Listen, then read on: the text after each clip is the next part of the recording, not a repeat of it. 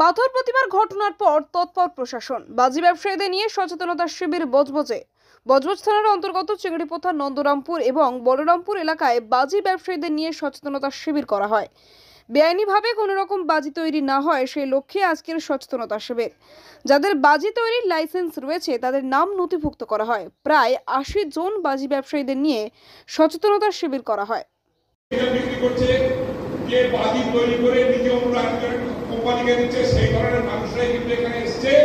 কেউ কিন্তু দর্শক নয় যে শুধু সে দেখতে এসছে এবং কি মিটিংটা হচ্ছে জানতে এসছে তা নয়। কিন্তু তাই আজকে বড়বাবু বলছিলেন যে কেমিক্যাল যারা বিক্রি করে তাদের লাইসেন্স আছে, সেই থেকে তাকে কেমিক্যালটা বিক্রি করা হবে, সে কেমিক্যালটা দিয়ে তার কারখানায় ব্যবহার করবে।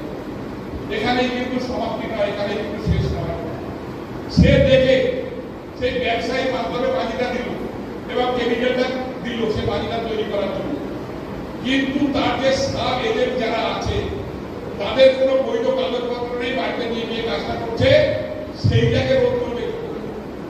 সেই রোধ করার জন্য আমরা যখনই মিটিং করি আমরা সেই এলাকায় সেই বসতি এলাকার মধ্যে কিছু পার্টি।